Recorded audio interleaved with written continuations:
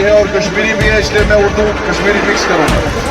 खानदानी सियासत चलानी है, वरासती सियासत चलानी है, इनको उसके बगैर सारे बी टीम लग रहे हैं। अपनी तारीफें करना बहुत ही बुरा समझता हूँ और मैं किसी को अपनी तारीफें करने भी नहीं देता। दिल से खिदमत करूंगा इंशाल्लाह, तो लोगों की उम्मीदों पे खड़ा उतरूंगा, क्योंकि मैं नौजवान हूँ, नौजवान के लिए लड़ूंगा। मुझसे कौन दोस्त ने बोला 1 लाख देंगे, अब 10 लाख देंगे।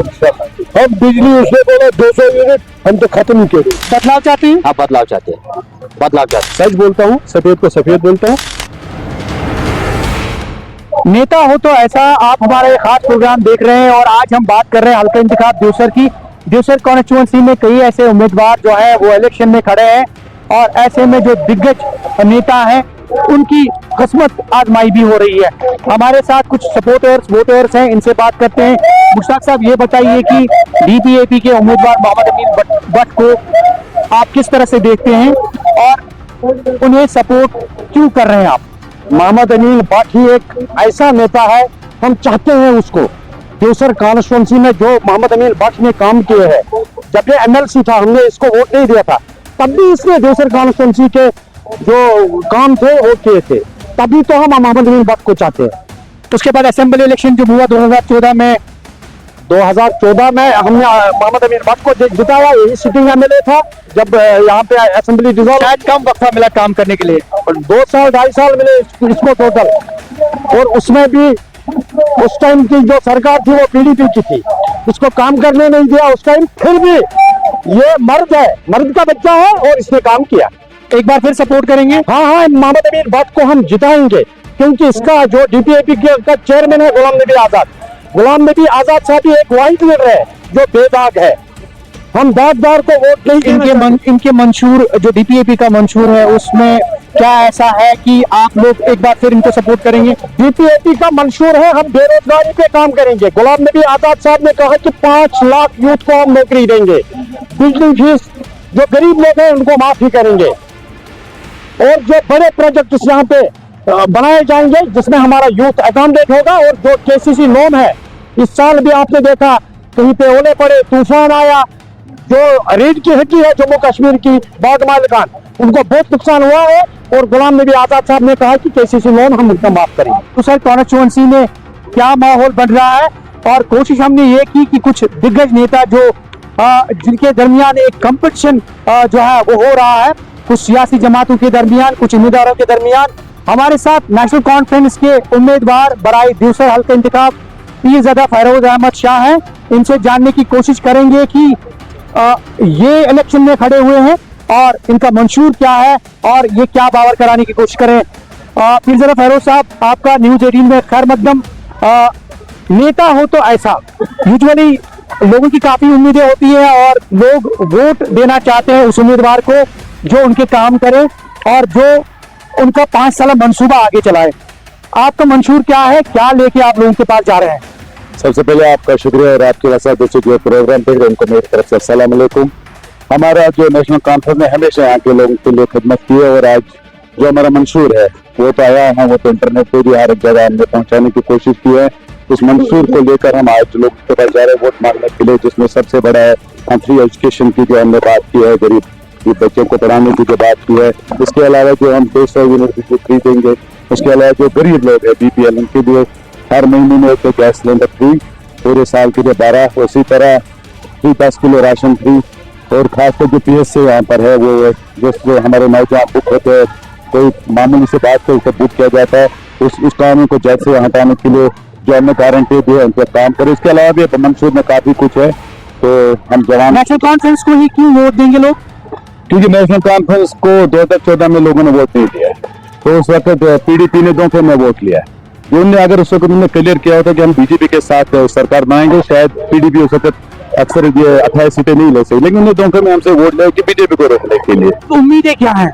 अब उम्मीद है इंशाल्लाह ताला जिस तरह उस वक्त भी शेर कश्मीर निकला था और यहाँ के लोगों को उस दलदल से आजाद किया था, और आज भी उमर साहब और डॉक्टर साहब की क़यादत में जो आज हम नेशनल कॉन्फ्रेंस सरकार बनाएगी, जो नौजवान जो हमारे पढ़े लिखे नौजवान उनको रोजगार के लिए जो हमने वादा किया 1 लाख नौजवान को नौकरी देने के लिए, और उसके अलावा जो आज बेरोजगारी है, उम्र कारोबार कहीं पे है नहीं। आप खुद देख रहे हैं कि दुकानदार परेशान है, हमारे जो कंट्रैक्टर है वो परेशान है। इंशाअल्लाह एक नया बाहर आएगा जब आप नेशनल काम को सपोर्ट करोगे, और पूरी उम्मीद है कि हम इनकी खदमत करेंगे, क्योंकि खदमत खलक सबसे बड़ी बात है। तो मैं इसीलिए निकला हूँ, मैं दूसरे कॉन्स्टिट्यूंसी लोगों की खदमत करना चाहता हूँ अपनी नौकरी छोड़कर। आप पे आरोप है कि दूसर कॉन्स्टिट्यूंसी को 70 साल नेग्लेक्ट किया गया।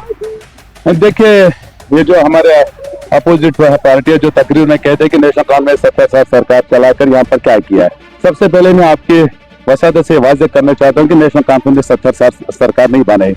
नेशनल कॉन्फ्रेंस ने खाली 24 साल सरकार यहाँ पर चलाई है, लेकिन उसमें 22 साल शेर कश्मीर ने जेल काटी और यहाँ के लोगों के लिए मुफ्त जमीन दी और दरगाह बनाए, सोरा बनाए, काफी काम किया है। लेकिन जो दूसर की बात है, दूसर पिछले 22 साल से नेशनल कॉन्फ्रेंस का कोई एमएलए दूसर में नहीं आता। पीडीपी के थे जो एमएलए 2 बार रहे, सत्ता साहब, और वो डिप्टी स्पीकर रहे थे, तो उसको सवाल कीजिए ना आप, क्या आपने यहाँ पर क्या किया। उसके बाद एमएलसी मोहम्मद अमीन भट्ट साहब रहे 6 साल वो एमएलए रहे, आप उनसे सवाल कीजिए। इस बार खिदमत करेंगे आप? दिल से खिदमत करूंगा इंशाल्लाह, तो लोगों की उम्मीदों पे खड़ा उतरूंगा, क्योंकि मैं नौजवान हूँ, नौजवान के लिए लड़ूंगा। फैरोज अहमद, और बात हो रही है हल्का इंतखाब दूसर के हवाले से। कुछ और लोगों से, कुछ और लीडरान से बात करने की कोशिश करेंगे। और कश्मीरी भी है, इसलिए मैं उर्दू। मोहम्मद अमीन भट्ट ही एक ऐसा नेता है, हम चाहते हैं उसको। दिल से खिदमत करूंगा इंशाल्लाह, तो लोगों की उम्मीदों पे खड़ा उतरूंगा, क्योंकि मैं नौजवान हूँ, नौजवान के लिए लड़ूंगा। दोबारा हम मौका देंगे आज मोहम्मद अमीन भट्ट साहब को। दूसरे कौन तो उसने बोला 1 लाख देंगे, हम 10 लाख देंगे। हम बिजली उसने बोला 200 यूनिट, हम तो खत्म ही करेंगे। दूसर कॉन्स्टिट्यूंसी में अगर हम देखें तो बहुत सारे उम्मीदवार जो है इलेक्शन में खड़े हुए हैं, और ऐसे में अगर हम बात करें डीपीएपी के उम्मीदवार मोहम्मद अमीन भट्ट के, तो उनके सपोर्टर्स भी हमारे साथ मौजूद हैं। इनसे बात करेंगे कि ये अपने लीडर को वोट क्यों डालना चाहते हैं, क्यों उन्हें कामयाब बनाना चाहते हैं।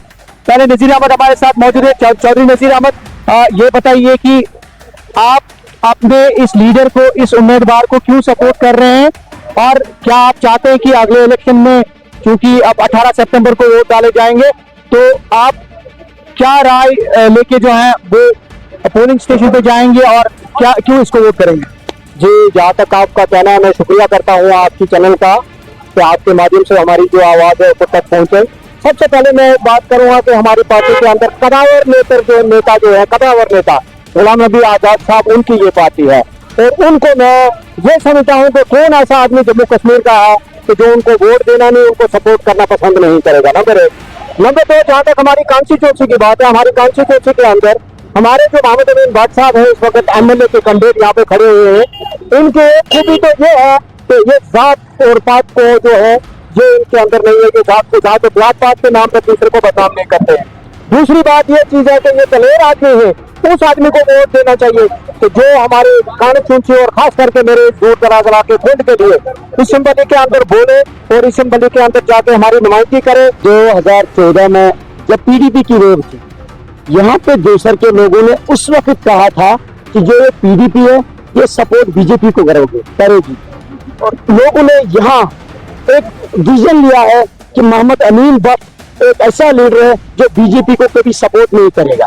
और 2-2.5 साल वो सरकार चली है, लेकिन जो भट्ट साहब ने काम किया है वो पिछले 70 साल में नहीं हुआ है। यहाँ पे गवर्नर राज चला है, गवर्नर राज में अगर कोई लीडर यहाँ दिखा है, चाहे वो गैस चराई का मसला हो, चाहे यहाँ राशन का मसला हो, चाहे यहाँ पे पकड़ जो पकड़ने वाली बात है, जैसे लोगों को किडनैप किया जाता था, लेकिन अगर वहाँ पे देखा जाएगा तो वहाँ पे एक ही लीडर खड़ा था, वो मोहम्मद अमीन भट्ट साहब था। और आज यही लोगों ने ठाना है कि दोबारा हम मौका देंगे आज मोहम्मद अमीन भट्ट साहब को, ये पहले की तरह ऐसे ही काम करे। दूसर कॉन्स्टिट्यूंसी में बहुत सारे लीडरान जो है, दिग्गज लीडरान जो है, इस वक्त असेंबली इंतखाबात में हिस्सा ले रहे हैं, और ऐसे में कुछ ऐसे नेता जिनके बारे में लोग कहते हैं कि नेता हो तो ऐसा। हमारे साथ डीपीएपी के सूबाई सदर और उम्मीदवार मोहम्मद अमीन भट्ट हैं, जो हल्का इंतखाब दूसर से अपना इलेक्शन लड़ रहे हैं। मोहम्मद अमीन भट्ट साहब, आपका खैर मकदम हमारे इस प्रोग्राम नेता हो तो ऐसा में। आप हमें बताइए कि क्या मंशूर लेकर आप जा रहे हैं आवाम के सामने, क्योंकि इससे पहले भी आप एमएलए रहे हैं और उससे पहले भी आप एमएलसी रहे हैं, काउंसिल को भी रिप्रेजेंट किया है, असेंबली को भी रिप्रेजेंट किया। इस बार क्या तवक्कात हैं, क्या उम्मीदें हैं, और क्या मंशूर लेकर आप लोगों के पास जा रहे हैं? हमारा मंशूर है बेरोजगारी का खात्मा, उसके बाद हम बिजली का जो है गरीबों पर ये बिजली का फीस जो बड़ा है उसको हम खत्म करेंगे, फ्री ऑफ कास्ट हम बिजली देंगे। तीसरी बात